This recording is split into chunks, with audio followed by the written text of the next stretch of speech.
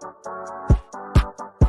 are now in tune to the Keys to the City podcast. And ladies and gentlemen, welcome back to another edition of Keys to the City, the first of 2024. It's been a long overdue. It's been a couple weeks, but Ted, how the hell have you been, man? There's anything new in your life?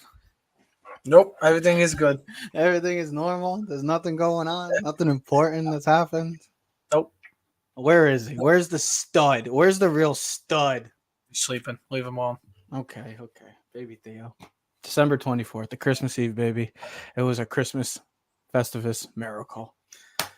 But yes, I hope everybody has been safe. Hope everybody enjoyed their holidays. But we are back. And as the new year comes in, as 2024, as we always say, as the new year always comes, it's always great because you got your goals, you got your mindset, you want to change up everything. But also, for us personally, it also is a sad time for us because we're only a month away from the end of football. I know it happens every year. I get it. We all are just like, oh, Ted, it happens. We're used to it. We'll get through it. I get it. But just every time, like, how the hell does September go how does it go from September to January to February? That. Like, I don't understand the concept of how fast time is flying by right in front of our eyes. Listen, football's on. Well, I was going to say football's once a week, but no, it's like life, man. Everything. Well, now it is. It's officially once a week because Thursday night. You don't get Monday night. Yeah, no. Last week was really just the culmination of a football season between the bowl season where you had games every other day. You had week 17 of the game, so you had game. Listen, you had games. I know we're still got to get used to what week it is in the NFL because of this you had like 2 weeks of nonstop football between college football, and the NFL and the bowl championship series. So realistically, we got one more week of college football next Monday, the national championship. We got Sunday, the last week in the regular season. And then after that, it's just Saturdays and Sundays, and then we know how that goes. It goes by so quick. Then we'll have the Super Bowl, and then we'll have. You're going to like what I'm about to put up right now for you. And then we'll just have boring time.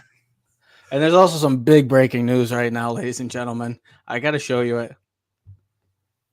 Ted wins his first fantasy championship. Absolutely. Ted is having a hell of a time right now in life.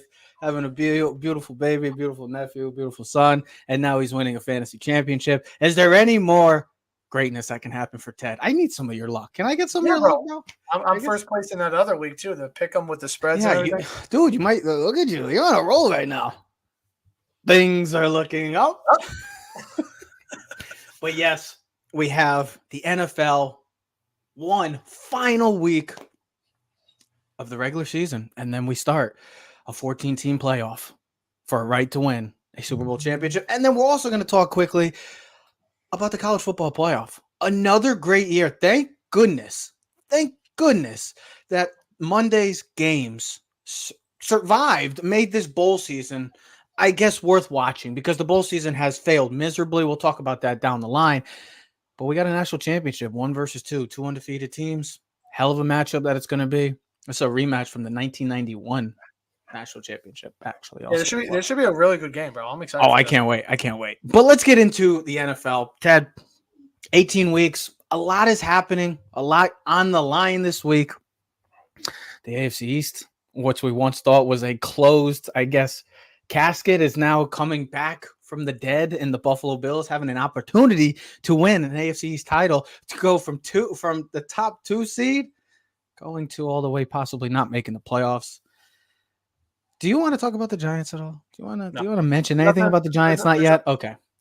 There's really nothing to talk about right now, Trev. The season's over. It was a disappointing season. It was a miserable season, bro. It wasn't disappointing. It was a miserable season. It was back to the same old. I wouldn't say it was miserable. It was disappointing because there were opportunities. Not that we're a playoff caliber team where we would make noise, but we've talked about this over and over to nausea. Is the Bills game, we had an opportunity to win. No, listen, good teams find a way to win. Bad teams don't find a way. But the Bills game, the Jets game this week against the Rams, yep. You have 3 more wins. At least this game this weekend against Philly would have been at least a playoff-type battle. What this season proved is kind of what every other Giant fan has been saying for years. We still don't have a quarterback. And some of the issues that we have talked about since we did the show 6-7 years ago really haven't gotten fixed. Can you believe that we've been doing this show for 6-7 years, and the New York Giants have pretty much been the exact same. And Yeah, I mean, think about it. We still don't have a quarterback since the Eli thing, so that and we're no closer to that answer. And I don't even know what to think. What the Giants are going to do in the offseason regarding a quarterback. Do they bring back Daniel Jones? Do we bring back Daniel Jones with the sense they're going to bring back Daniel Jones? I think because no one's going to take him. Do we draft a quarterback with the top 5 pick? Do we pass on a quarterback? Do we draft a quarterback late in the 2nd or 3rd round? Maybe go get a tackle or a guy like Brock Bowers to help the offense and Daniel Jones if he does come back. We don't even know. If that's the case, just go draft a receiver because the receiver. We don't even know if he's going. We don't even know if he's going to be healthy week 1. And then, the offensive line, realistically, we had our best offensive lineman miss most of half the seasons with Andrew Thomas hamstring. Regular offensive line still sucks. Evan Neal at this point is considered a bust. Still has time to turn around, but at this point, another. We don't have a really explosive tight end or receiver in a game where it's about passing. We don't have a 1 or a 2 receiver. We have a 3, a 4, a 5, and a 6. It's like we're playing poker and we got all the other cards. We don't have any. We have all face cards. We don't have none of the kings. We don't have no jacks. We don't have no queens. And then the defense took a step back this year, and I think a lot of that had to do with the offense because when you're put in the hole all the time and you're always trying to, you break. And last year we got lucky in a lot of games. We won a lot of one possession games, similar to what Minnesota did last year. Where they won 11 one-possession games. So the whole thing is kind of it's disappointing. It wasn't miserable because miserable would have been the Jets. Miserable would have been Carolina. That's misery. Fair enough. I think the Giants are in that next category where there is some optimism. Like, man, we could have been this, but we didn't have the talent and the players to do so. Who's whining back there? Norman, because mom. What is he? What's the matter with him? Stop it. So pipe down, Norm. So everything She'll be back. It's okay. So everything else with the Giants really hasn't changed. The kicking situation got worse. Now you're reading reports. I was just listening. I'm like, okay. Jordan Renan reported that there's people in the Giants organization. I don't know if it's coaches or personnel that are kind of over the Dable. This can't happen again. I guess maybe if he's too tough, he's too rough. He's not 2023 and he's still coaching in the 2000s. I don't know, but. Maybe coaches should just not coach anymore because we got to play to this 2023 but if you think and cater to everybody. We got to be all nicey nice. You're a football coach. But we're training men. We're not training boys. We're training men. But if you think about it, hold on. This is a grown ass man's game. It takes a man to play this game. Luckily, we got to play. I know I didn't make it to the NFL. Ted didn't make it to the NFL, but we got to play this game. It takes a man to play this game. It doesn't take a boy. The boys sit in the back and in the seats. They sit in the bleachers. That's what the boys do. The men play this game. So with all this catering, we got to do this and that when people had problems with the enemy like Washington early on in the year. Give me a break. This is a man's game. Either you make it or you don't. Yeah, no, and if you can't, then so be it. Look for something else. As a Giant fan, I can't personally see having to go again down this path of having 2 years and then we're like, see ya. It's the cutoff. It's almost like me with my relationships. I get to the 1 year, a year and a half point, and I'm like, that's my cutoff. I got to look for something new. It's like, no, I don't want to see that happen to me, or I don't want to see that happen to the Giants again, Ted. But if you're saying what you're saying, it's something to definitely be noteworthy. It's definitely something that catches your attention. How about that was 2022? Yeah, no. What are you looking at? Are you looking in the past? I'm reading about Jordan Renan. I supposedly he was criticizing Dable. There's some stuff going on. You got to think about the situation. Listen, we just said we're not. Well, you heard the rumors about Wink and Dable, so it's, Dable. I don't know. I don't know either, man. We said we weren't going to talk about the Giants, so we just talk. We have to. We talk quickly. End of the year. Let's talk about the teams that have importance, that have actually something to play for this week, and then what we're looking forward to in the playoffs. Because I think as much as we presume that we know who's the two dominant teams, which we know who the two dominant teams are. Ravens, I feel like the Ravens and the 49ers. There's a tier, and they're in the separate tiers. Yeah, the Ravens and the 49ers. Yeah. And considering how you started the show, we're like, the AFC is going to be so, listen, there's no Joe Burrow. Miami just dealt with multiple injuries this past week, and Bradley Kansas City don't look The same. They're going on the road this year. Chargers. I mean, what do you make of the AFC South? Jacksonville's on a cold streak right now. And let's be honest, as great as the Ravens have played this year, Lamar's kind of statistical background. I get it. Listen, he's got to prove it because I would ask you right now, of the quarterbacks. Oh, it's easy. It's Lamar. It's to me the two quarterbacks. Lamar's going to the playoffs. I say if because Lamar or Dak. No, to me it's more Josh Allen. Over Dak? If Dak and the Cowboys don't get to the conference and Dak plays bad, here's my thing. You're going to put on McCarthy. Here's my thing, and is with the argument with Dak and Josh Allen. Josh Allen, other than Lamar, first of all, Trev, he's got to win this week against Miami, and that's what I'm saying. Dak is. You're going to have to play San Fran. I don't see anybody going into San Fran in the NFC. Maybe realistically, the only team that I think has a strong case that really could pull an upset, it's crazy to say, is the Detroit Lions. I know that they lost last week and the controversial call and stuff like that, but the way their style of play, and I said it about a month or two ago, their style of play would be better off going against a team like Philly or San Fran. I don't see Dallas. I just don't see Dallas going into as a 2 seed if they win the NFC East, which they should because they're playing Washington. If they go into San Fran that Sunday, NFC title game, I don't give the chances and the odds greatly to Dallas. Whereas Buffalo, the reason I say Buffalo needs to because it's like Lamar.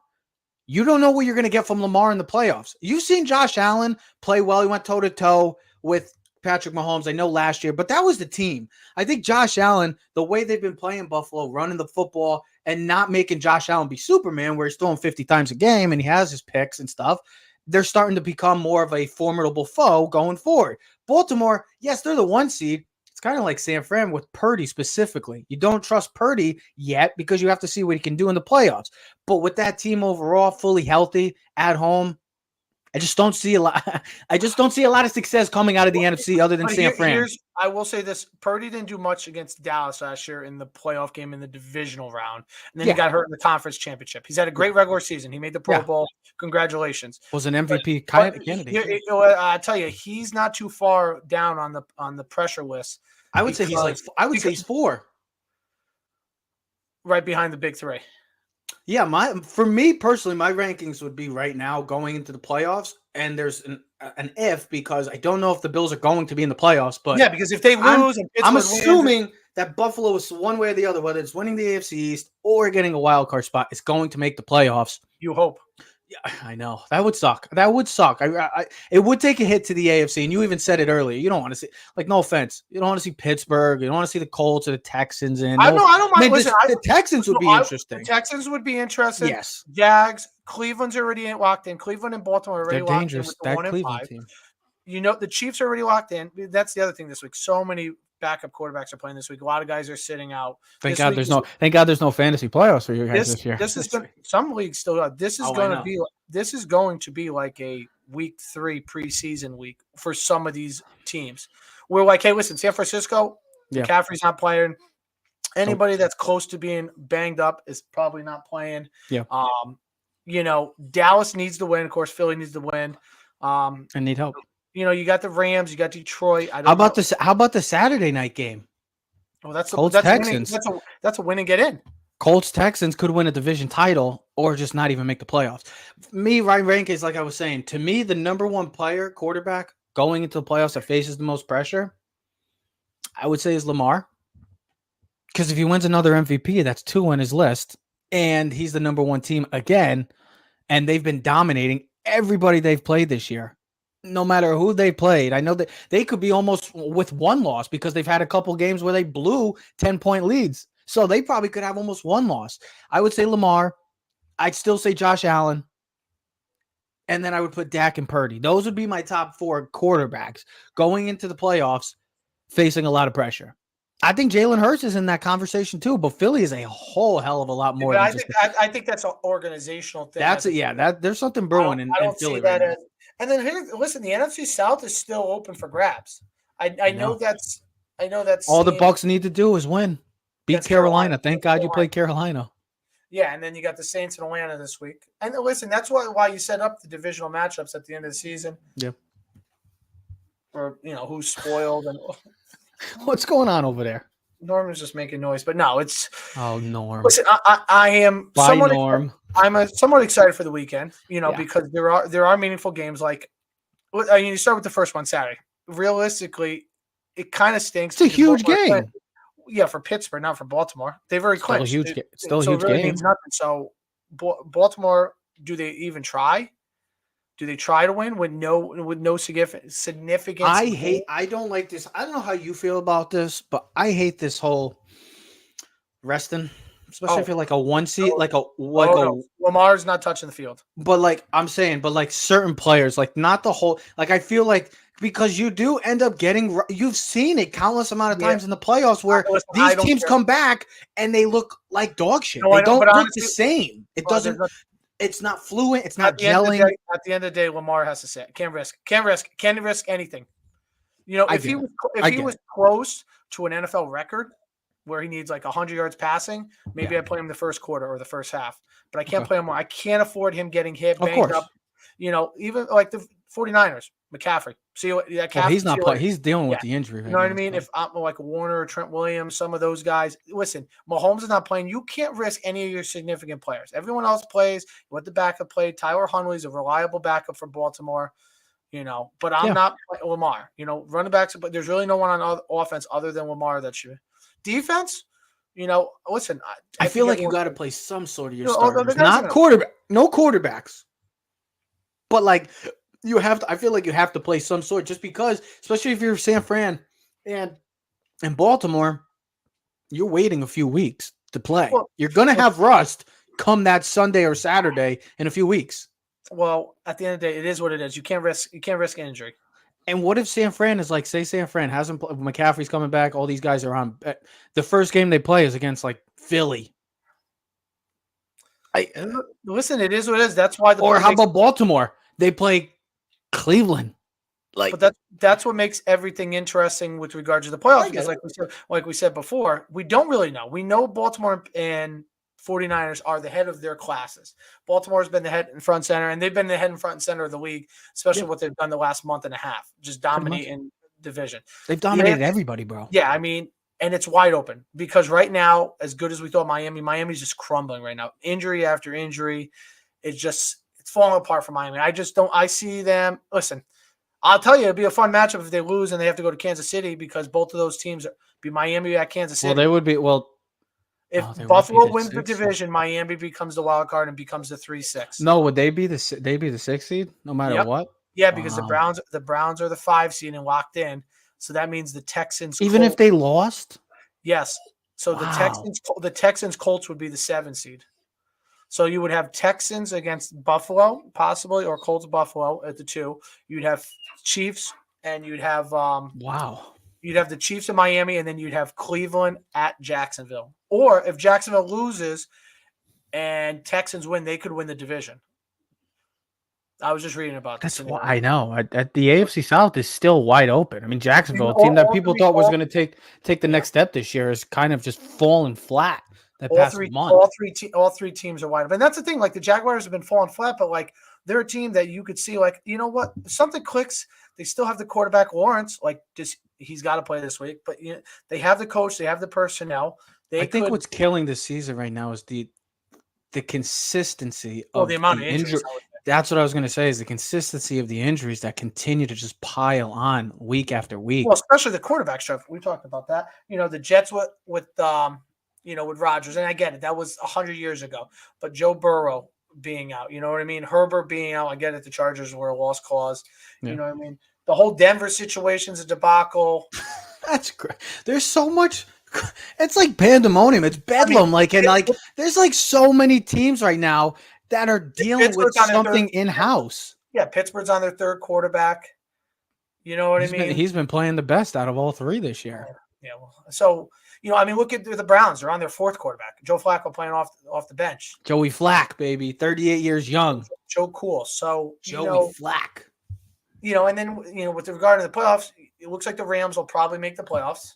You got the Rams, Detroit, the South. Who's the other wild card team that would be? in the Seattle. NFC. Oh, Green Seattle, Bay. could, Green Bay. Seattle, Green Bay. And what likely is if you get the matchups, you're going to have Green Bay playing Dallas as a 7-2. You have Philly as the 5-4, probably playing Tampa, and then the Rams will go to Detroit, which I think would be I think all the NFC games would be great. I still think Dallas would beat Green Bay, but I think Green Bay would give them a run for the money. I've already looked at it, the scenarios, so I'm not speaking out of. Yeah. So right now, if you're looking, 3 teams right now that are 8-8 fighting for. So the Saints have a chance to win the division. Seattle and Green Bay, Minnesota, Chicago, or Chicago's eliminated. Minnesota technically is still alive, but they need a lot like of help. 1,000 things to happen. Yeah. And then, like you said, in the AFC, you have same thing. You have 3 teams fighting for 9 and 7, plus the Bills, Texans, Steelers, and the Colts. Green Bay wins, they're in, and then the Rams will be the 6, and then we already know the Philly. Rams, man. Oh my God, we're gonna possibly. Can you imagine the first wild card weekend? And I wonder when they're gonna play this game and where they're gonna slate it at. But Matthew Stafford going back to Ford Field to take on the Detroit Lions in the first round. That'll be a 1:00 Sunday game. Make that the Monday night game. Let's see. Well, which? Let's see. So you'd have Cleveland, Jacksonville. I feel like that'd be the Saturday night game. What could be the Saturday day game, the 4:30 game? Kansas City, Miami might be the late Sunday game.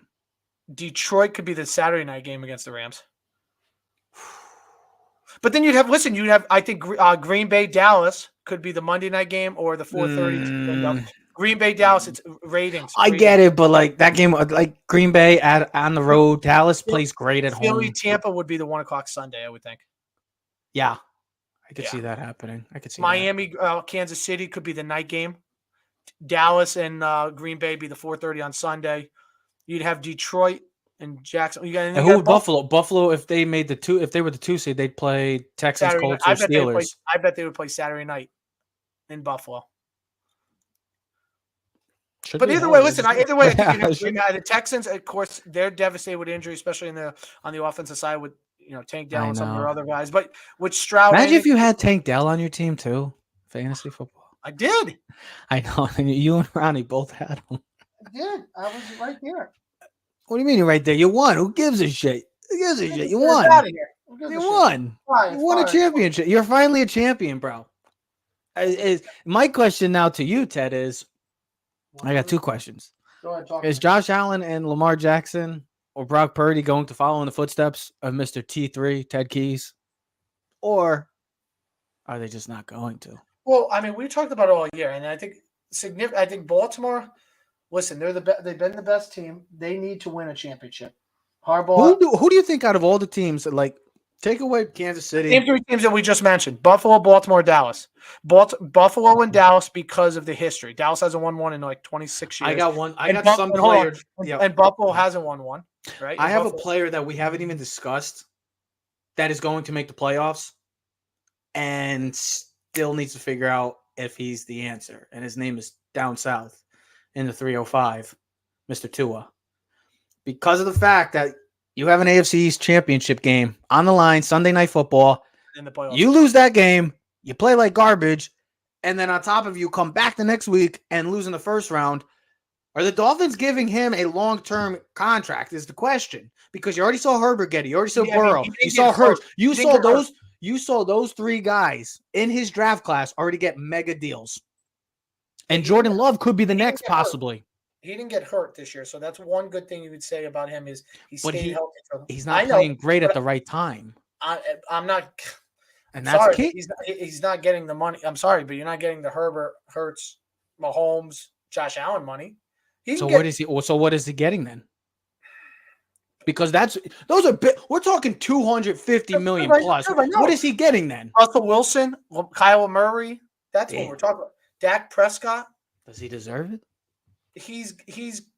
I don't think he's in the top 5, but I think he gets like $140 million, maybe 200 total. 5 years, 200 million, 140 total.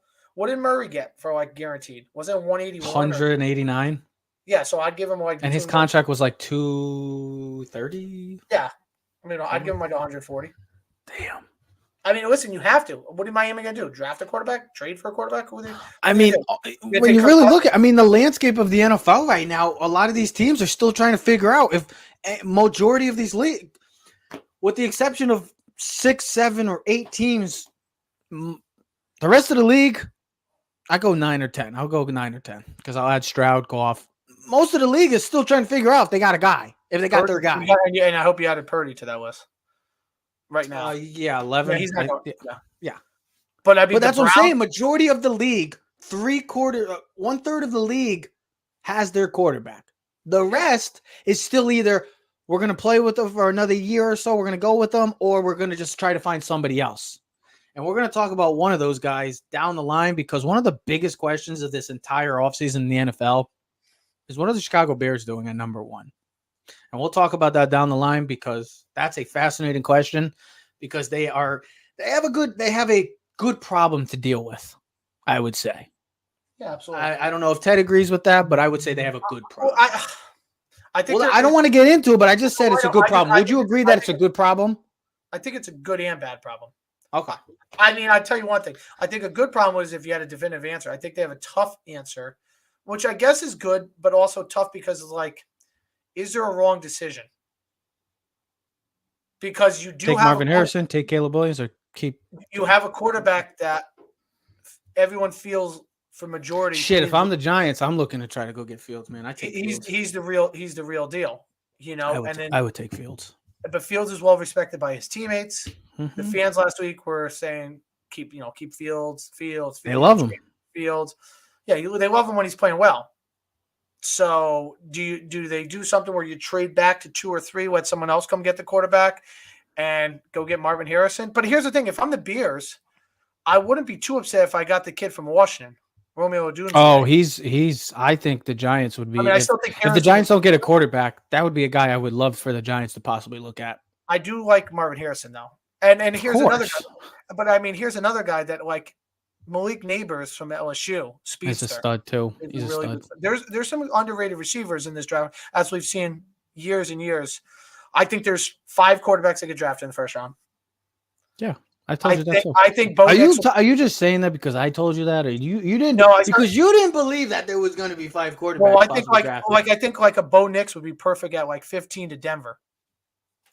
So you're saying 5 quarterbacks in it? You're saying 5 quarterbacks in the top 15 because Penix is going to go in the top 10, especially if he plays exceptional like he did in the game against Texas. In the Sugar Bowl against Texas, he played exceptional. If he plays again like that against Michigan in the national championship and wins, we're talking about Michael Penix being a top 5 pick possibly. Well, yeah, you got Jaden Daniels, you got May, Caleb Drake, and then Bo is the 5th. I think Bo Nix would make sense of like a Denver team if they trade back like 15 to 20. And Bo Nix kind of reminds me of like a Drew Brees, accurate, quick. I mean, you see what he did in Oregon. They have receivers. Yeah. The Russell Wilson situation is a disaster because he's already said he's not waiving his no trade clause, which Denver's an idiot for giving him. What a complete shit show that is. And here's that's not a disaster. That's a shit show. You could say. I was going to say what a F and disaster, but I mean, what a joke. And here's the thing: it barely lasted 2 years. They thought Sean Payton. They can't do anything with him because he's not going to waive his no trade clause. So who the hell wants him? So they're going to have to cut him, which means he's going to have the largest dead cap on any team. Yeah. I don't know. It's just dude, your boy Russell Wilson, man, failed you. Let me ask you this before we get into college football. I'm going to just give a quick predictions of the big games this weekend. I'm going to go through quickly. There's only a few. Who wins the AFC East for you? Buffalo. I'm on the same board with you, obviously. So Buffalo, we got Buffalo playing. What's the other big game I'm looking through? How about the AFC South matchup? I'm rooting for the Texans. I want the Texans to win. I got the Texans winning. Those are really the 2 big games this weekend. Everything else is playing for draft position, seeding. But to me, those are the major games of this weekend with the standpoint of impact going forward. I just can't wait. There he is. You got to show him. You can't just show his face. Show him to the crowd. He's the best looking Keys now. My time has come. He's eating. Look at that. Who would have ever thought on January 4th we'd have a sighting of Ted Keys holding his son, baby Theo. It's a beautiful thing. I mean, listen, what I'm rooting for is Buffalo and the Texans to make the playoffs because I think that's the best possible matchups for the NFL. No one wants to see Pittsburgh. Sorry. No one wants to see Pittsburgh. No one wants to see the Colts. You sound like one of the people that are like, yeah, I want the best matchups in college football. Yeah, of course I do. Who the hell wants to watch shit football? Like, honestly, I'd rather see Stroud versus Josh Allen or one of those guys. Hell yeah. I want to see Allen in the playoffs. I want to see Tua, Mason Rudolph, Gardner Minshew. Yeah, great. Like Whoopee! the year, what was it, 5, 6, 7 years ago when we had Brady versus no ones? It was like Blaine Gabbert, same year as Yeah, you remember that? Remember we did that show? The legend versus the journeyman. It was Blake Bortles versus Brady, and it was. Do you remember the other two quarterbacks? Do you remember the two other quarterbacks in that conference championship weekend? Oh, Nick Foles. Yeah, who's the other one? Kirk Cousins.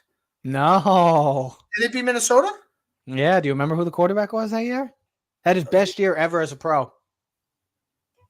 I'll give you a key. I'll give you it away right now, probably. I can't remember. That was the year they had the Minneapolis Miracle, Stephon Diggs against the Saints. Do you remember who the quarterback was? No, I don't. Mr. Case Keenum. Oh shit, yeah, absolutely. You remember that? Yeah. And then then they got Kirk. They went after Kirk because they felt like they were a piece away. Kirk was the missing piece, and it never turned. That's how long ago that was. Right? Yeah, no, that's when we first started doing the show. I mean, who would ever thought that the NFC would have better quarterback matchups than the AFC if that's the situation? Think about it. You would have Purdy, Dak, Hurts, Stafford, Goff. And then the 7th seed could be Geno, could be Jordan Love. No, but you have Love and Baker. And Baker has had a really good season. I think he's earned a spot to come back next year for Tampa Bay. It's a funny thing. It's funny how the way the world plays out like that. We were just talking about bowl games and how they've been terrible. 40-something bowls, and literally there were 4 great bowl games this weekend or this year. That's a big deal. That's a big deal. That's a big problem to have because I can't wait to see this 12-team playoff because I want to see how they're going to play off the bowl season as well. Like, are they going to cut bowls? I don't understand how they're going to make this work, but they're going to one way or the other. 4 bowl games that were great. LSU, Wisconsin, Clemson, Kentucky, and then the 2 college football playoff games. Those are the only great 4 games that were really like, oh, wow, these are actual fun games to watch. But now we're down to the final game. Ted, you look at how this college football playoff, and it was a lot of backlash from this committee, from the fans, from everybody. I just want to tell all the people that were bitching and moaning, the committee got it right. Well, I'll put it so you could stop complaining if you want to keep saying Florida State. Let's be honest. Half the guys from Florida State didn't play, and Georgia didn't have certain players either playing. I don't want to hear shit. I don't want to hear nothing. No, I know. As a coach, hold on. I'm so glad you brought up the Florida State thing quickly before we get into this national championship game. Kirby Smart and the Georgia Bulldogs had nothing to play for either. They had nothing to play for. But you know what? Because Kirby Smart is such a great coach and he's a leader of men and his players follow him and going to lead them to great things, guess what they did? They put a beat down. What did Florida State do? Oh, we're going to get politicians now. We're going to bitch and moan like everybody else does in this country. And guess what? You deserved what you had. You lost by 60 points. And you know what? You should never speak again about it. And then you had the players had the nerve to go out on Twitter and say, yeah, the committee got it right with all that stuff, with Alabama losing. I'm sorry. Alabama was this close from winning and playing in a national championship. You guys lost by 60 points. Shut your mouths and don't ever speak again. So all the people that were complaining about it, shut up and move on because we have a national championship now and the college football playoff, the Final Four. And 2 undefeated teams. And 2 undefeated teams. The third matchup in the college football playoff with 2 undefeated teams. I believe the first one. Do you remember who the 2 matchups were? Yeah, there was Clemson, Alabama. And what was the other one? Georgia, LSU and Clemson. Ah, okay. I was going to see if I got you on that one too. I remember because I believe the number 2 seed won like every time, except for LSU was the 1 seed, I believe. Right? Yeah, they were the 1 seed. 2-3 was Clemson, Ohio State that year. Yeah, one of the greatest heartbreaks.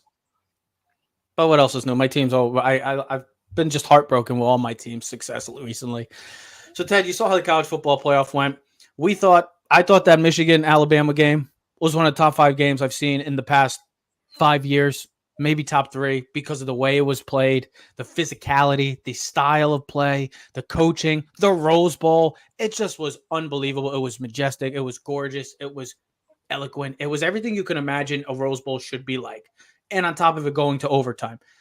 That Rose Bowl college football playoff game, there's a thing about it. 2 overtime games we've seen before. I mean, it's been the Oklahoma Georgia game. Georgia game. Yeah. And then you had the night game. Sadly, I passed out. I got a little tired. Not really.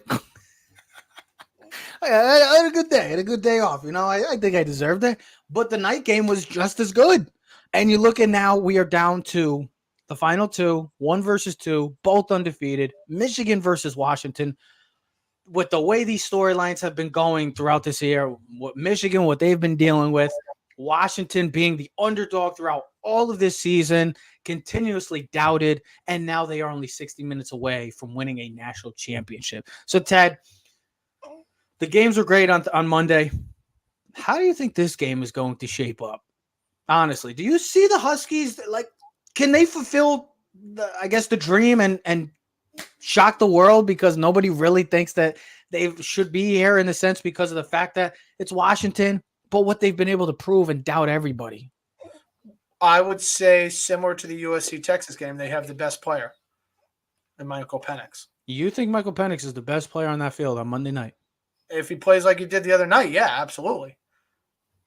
With him running and playing like he used to play with Indiana, and then the way he was throwing the football, lights out. Yeah, I mean, they can go 3 deep with the receivers with, Polk, McMillan, and Dunske. Yeah. So the problem is, what stupid-ass coach running the ball on 3rd down and get your running back, Dylan Johnson, hurt. That, if he's not healthy, that could definitely have a drastic effect on them, because you're going to have to run the ball against Michigan. Yeah. You're going to have to run the ball, or at least try to run the ball, be consistent, because they make them honest. Because, listen, Michigan's defense is legit. They're good. Listen, they did really well against Ohio State. They shut down Alabama. But I will put it this way. Michigan has not faced a quarterback at this level all season. Sorry. Yeah. No, you're right. Milroe was probably the best quarterback they played all year. Yeah. And Penix to me is light years. And this is the best offense they'll face all year. And maybe other than Saban, the best coach they'll face all year. But is Washington able to keep up? Here's the thing. Are they able to keep up with the physicality of Michigan? That's the question. I mean, listen, Washington has had no respect all season. Yeah. I mean, they haven't.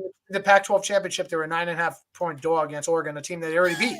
And this is a team, they've already won 9 games, I believe, by 1 possession, similar to what Minnesota. So they're used to playing in close games. So the pressure situation will not get to them. Did you drink that already, bro? No, you got a little bit more. Yeah, you're milk drunk right now. He's milk drunk. No, I mean, listen, I expect a great game. Listen, for me to not think Washington is going to be good or play well. Ted's still, he's like Mr. Mom. He's taking care of the house. And he literally looks like Michael Keaton with the backward hat on and the white T-shirt. Want a beer? It's 7 o'clock in the morning. Scotch? But no, I mean, honestly, their offense is legit. Their defense is going to have to be physical. Yeah. I'm not worried about the passing game of Michigan. You got to stop the running game. You're going to have to stop Blake Corum and their personnel and just, put the pressure, because I think, look at it this way, similar to North Haven. If Washington can jump up on Michigan and make them have to play from behind, it's going to put pressure on Michigan, where J.J. McCarthy are going to have to throw the ball and might take them out of their normal game plan and rhythm. Yeah. You know what I mean? So if you're up, say it's 10-0 end of the first quarter, you're like, oh, Washington's up. It's going to throw Michigan out of the loop. But if Michigan's up 10-0 or 10-3, it's like they can continue to play with the lead. They can lean on their running game. I don't think Edwards didn't run the ball the other day. Did he play for Michigan, the running back number 7? I didn't see him play. I saw Corum, and who was the other one? Who was the third stringer? I don't know. Was McMillan? I don't remember. Let me go look while you speak. And Michigan special teams are going to have to be much better than they were against Alabama. My God. Awful. It was awful how bad they were.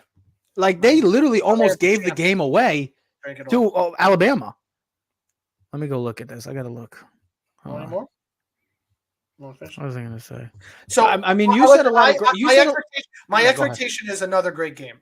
Why wouldn't I? I mean, both coaches are exceptional. You got two. Oh, McClellan was the leading rusher last against Bama. Okay. Oh no, never mind. Hold on. Go ahead. As usual, moms. Well, I was waiting for it. Yeah, Donovan Edwards, and Corum. Those were yeah. Listen. I expect a great game. I really do. How should I not? I will be very disappointed if I don't get a great game. I expect, because of both teams winning. It's not that they don't have pressure, but I feel like they both, like Harbaugh and Michigan, they got over the hump. I look at them as like them against. I think Michigan has all the pressure in the world, Ted. Well, Washington. Do they really have pressure? Why? Because they're the favorite? No, because not even that. It's not even the favorite. It's because of everything that they've been dealing with, what has been going on this entire season, knowing that it's a possibility, a real strong possibility that Jim Harbaugh could be coaching his final game in Michigan. Washington's the underdog. They've been the underdog all year. We just got to go play our game. National championship. This is a national championship. I get it. They both face pressure, but comparing to each other, Michigan's light years ahead with the pressure dealing with that. Well, I'd say no, because you're in the national championship. Washington won with this. Here's the thing. Is Washington ever going to have – when's the chance Washington's going to have another opportunity like this? I get it. So you got to capitalize a team that's loaded like this, the quarterback, the three receivers, the coach. It's, this is not Ohio State. This is not LSU. There's not the Clemsons and Alabamas and Georgias that can be here every year. And especially now that they're going to expand to a 12-team playoff where there's more games, Which might help out for teams like Washington. There's more games where, you're going to have to. Please. There you go. Get the sighting going. There we go. Ted's babysitting and talking sports. The guy's a double threat guy. I think you see this game, and it's the complete opposites the way these styles of play for both of these teams are. Michigan loves the ground and pound, play action, J.J. McCarthy, Blake Corum. And then you look at Penix and that trio of receivers. They love to just run and gun. It comes down to the line of scrimmage. Obviously, it's like that every game. Whoever wins the battle on the line of scrimmage is going to win this football game. If Penix has time, like he did against Texas, and he can deliver the accuracy, the throws that he was making, NFL-type throws that are going to get him playing on Sunday soon enough. If he can do that, then Washington has a great shot of winning the national championship. If Michigan plays how they've been playing throughout the year, with running it with Blake Corum, keeping it with J.J. McCarthy, playing smart football, and just do what they've been doing this entire season, they're going to win. But if they play the way they did with special teams wise, and with the way that offense is so fast, it's like the Dolphins, watching the Miami Dolphins play, because they could score at will.